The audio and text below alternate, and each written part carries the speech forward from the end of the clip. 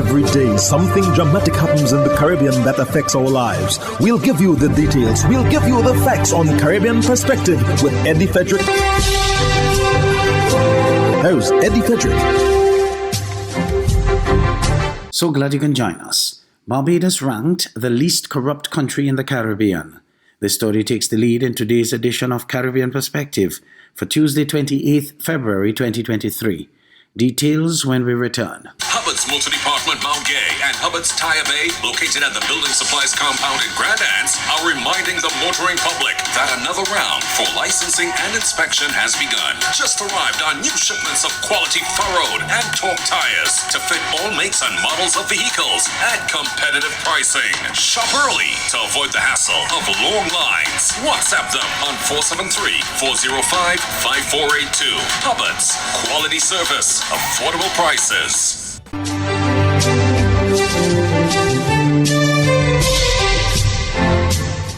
Welcome back. Transparency International's Corruption Perception Index for 2022 has been published, and it has good news for the Caribbean as Barbados ranked the least corrupt country in the Caribbean. HGP's Tiana Cole has that story. Jamaica ranked 8th in the Caribbean and 6th to 9th in the world on the CPI. Its ranking remained unchanged from 2021. The Dominican Republic and Guyana in the Caribbean were the countries that improved their ranking on the CPI for 2022. The CPI determines a ranking of 118 nations and territories around the world according to perceived levels of corruption in the public sector. The ranking is scored on a scale of 0 to 100, with a 0 score meaning highly corrupted, to a score of 100, which means very clean. Overall, the global average figure representing the global average of corruption has remained essentially the same, 43 of 100 for more than 10 years. Over two-thirds of the countries ranked scores under 50, and in spite of real efforts and some gains by some nations in addressing corruption, no significant progress was made against corruption in 155 countries since 2012. Conditions have actually gotten worse since 2012. The ranking of the Caribbean states on the CPI for 2022 was as followed. First, Barbados. Second, the Bahamas. Third, St. Vincent and the Grenadines. Fourth, Dominica. Fifth, St. Lucia. Sixth, Grenada. Seventh, Cuba. Eighth, Jamaica. Ninth, Trinidad and Tobago. 10, Guyana. 11, Suriname. 12, Dominican Republic. And 13, Haiti.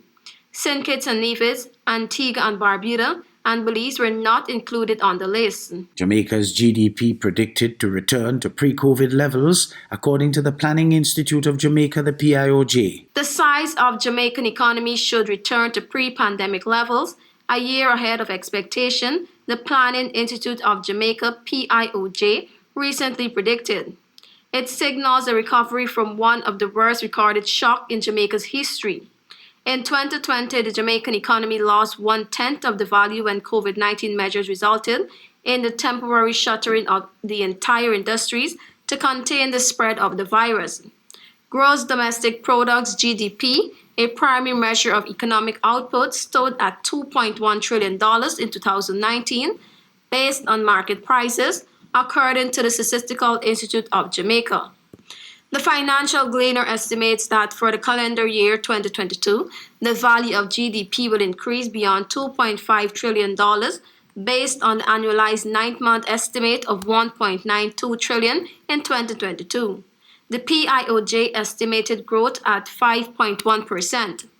All industries are estimated to have recorded growth in output, with the exception of one, the construction and mining and quarrying industries.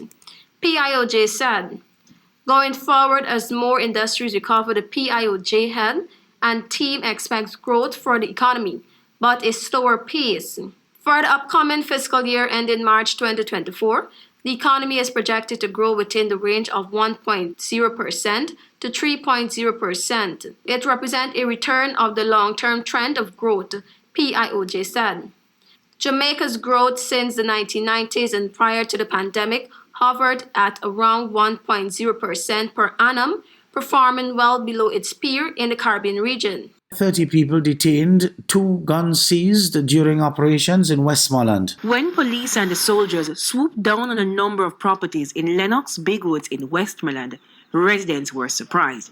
And if you scare, I have nothing to scare with. Thursday's operation comes on the heels of increased gang activities in the area. Communities like Darliston, among others, have been plagued by several robberies and shootings over the last few weeks. At 7 o'clock, while conducted checks, 2 firearms and assorted rounds of ammunition were found.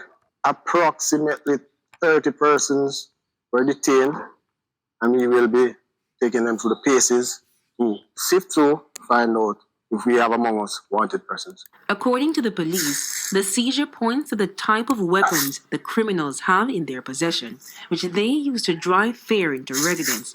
What we have here is a very unique rifle. It is a PA-15 7.62 caliber rifle. It fires the same ammunition as the Kalashnikov AK-47 rifle, and it carries a magazine capacity of 30 rounds. Now, these are the 7.62 caliber rounds that this weapon fires. You can only imagine the damage that a bullet of this caliber can cause to the human body. A resident of Lennox Bigwoods who did not wish to appear on camera told us he's been living in fear. I have a friend down the road. He have a little place, so we go down there and play dominoes. You see, at 7 o'clock at night time, I worship. As me hear a car come, me dive bank. When you pass now, I make sure, say, you see that hill there? And next car don't pass, me reach my yard.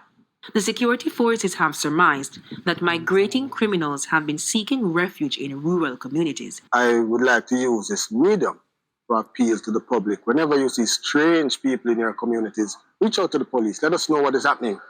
You'll never know who you're harboring as your neighbor. Jamila Maitland for TVJ News.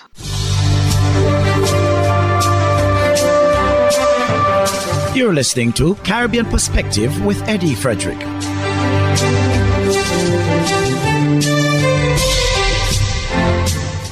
Prime Minister of Trinidad and Tobago, Dr. Keith Rowley, said the planned national consultation on crime has been fused with the regional symposium on crime and is carded to be hosted in Trinidad and Tobago this year. TTT News has more. The regional symposium will be held either on April 17th or 18th. Responding to questions in the Law House on Friday, Dr. Rowley was asked by Couva North MP Ravi Ratiram why a decision was taken to host a regional symposium on crime with set dates, instead of putting the immediate needs of the citizens of TNT first.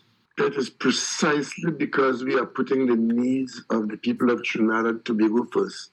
Why we have agreed to have common cause with our colleagues in CARICOM who are facing the same issues and who are very excited to work alongside us so we can find regional responses. For example, the whole question of the inflow of small arms and assault weapons into our territories, we could speak more loudly and more effectively as CARICOM to the United States. He said it will be beneficial for all member states. So we are having a regional effort, and I cannot for the life of me understand why a member of parliament in Trinidad and Tobago would see a CARICOM effort on a matter of this nature in particular as not being in the interest of the people of Trinidad and Tobago. It is precisely because it's in their interest why we are driving this whole question of violent crime, which is there's an upsurge in the region, Trinidad and Tobago being no exception. Don't trivialize the issue of human trafficking.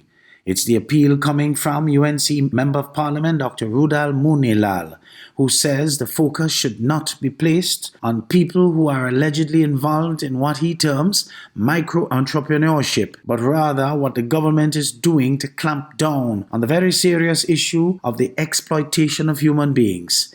Renessa Cutting of TV6 News reports. In Trinidad and Tobago, as also in the Caribbean region, there are people who operate as micro-entrepreneurs and they move around with persons and so on. We are talking about organized transnational crime involving sub-honchos who bring persons from Venezuela and elsewhere, seize their passport, keep them in subhuman conditions, force them to work, force children to be involved in the sex trade. That is what we are talking about.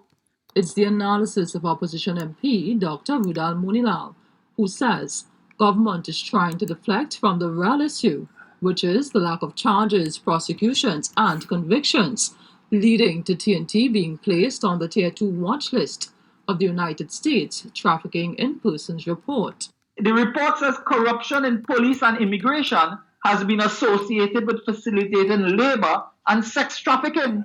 Observers report that law enforcement and security officials are implicated in trafficking, including Coast Guard officials who facilitate the transit of women and girls from Venezuela to Trinidad and Tobago. Immigration and customs officers ensure that women and girls arrive and receive entry, and members of the police who accept bribes to facilitate transport. And while one former UNC MP has accused that political directorate of turning a blind eye to this sordid activity, Dr. Monilal is posing a similar question to the Prime Minister. Mr. Rowley should tell us whether anyone approached him at the recent Port of Spain party and made what is called a service offer to him. Did they do it, and are they human traffickers? And what did you do? Did you report it to the police on site? Dr. Rowley has to answer that. Dr. Monilal says he has never personally been offered any services, but if anyone has any information about this activity, they should take it to the relevant authorities. If you have evidence, take it to the police. Today we call upon the United States as well.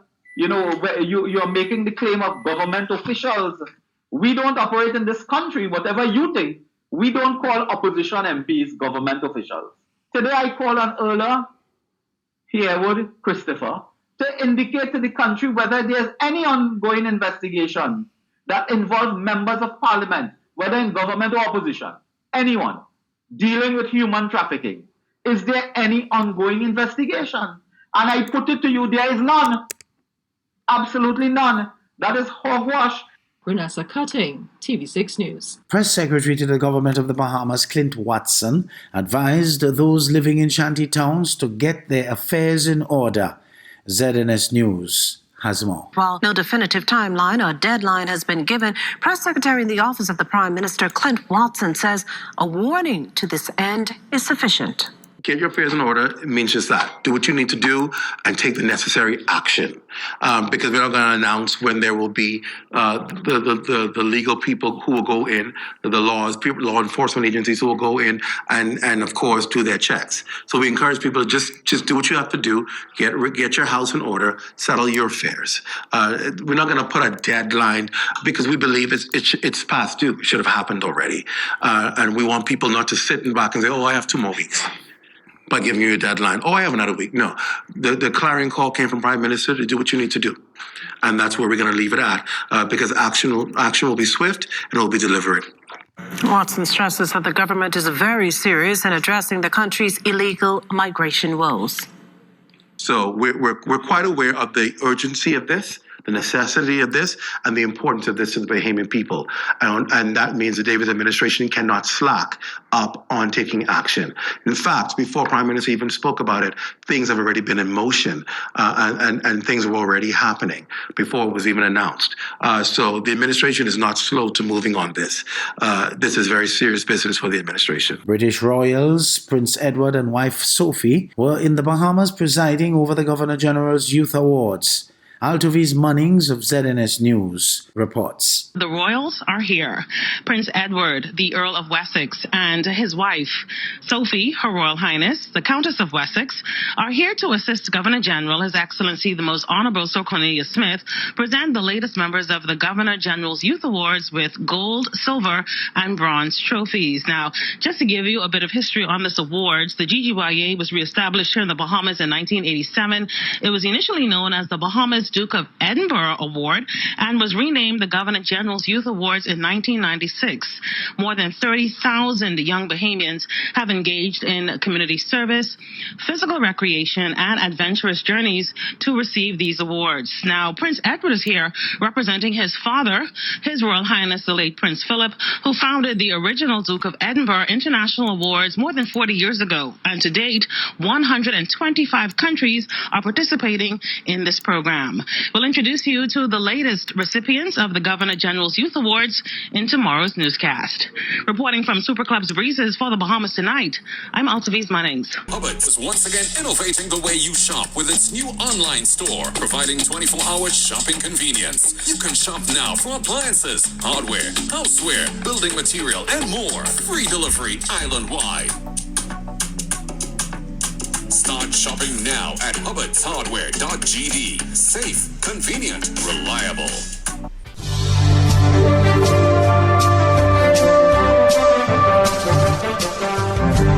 I am Eddie Frederick. This has been Caribbean Perspective, a whole new approach to highlighting developments in the Caribbean. In the meantime, please continue to log on to CaribbeanPerspective.com for more daily news and more.